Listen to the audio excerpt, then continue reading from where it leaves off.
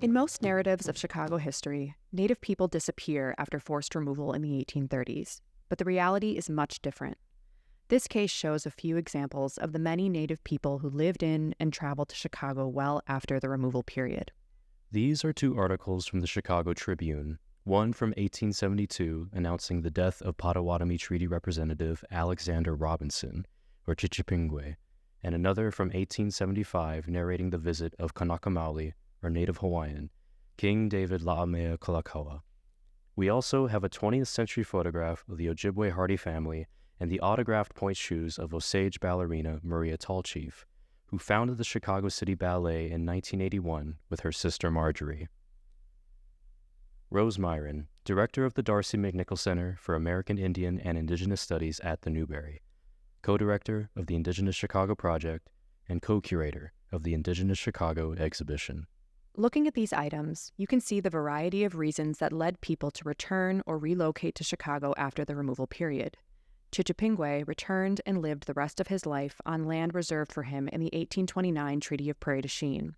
He and other Anishinaabe Gigadoninez, or representatives at treaty councils, like Jaganash or Shabni, often traveled between the land that was reserved for them in treaties and the homes of relatives that moved further west. The Tribune article about King David La'amea Kalākaua shows an entirely different reason for Indigenous people being in Chicago in the late 19th century. During his reign, King Kalākaua made several visits to the U.S., and his trip to Chicago in 1875 was part of a months-long national tour.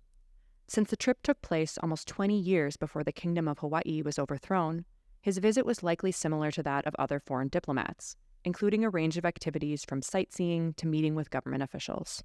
As we move further into the 20th century, we see a significant increase in Native people moving to Chicago. This started in the early 20th century as children who attended Indian boarding schools were encouraged to move to cities rather than return to their home communities, but really took off in the mid-20th century with the U.S. Bureau of Indian Affairs Urban Relocation Program. The Hardys were one of the many families that moved to the Chicago area as part of the relocation program.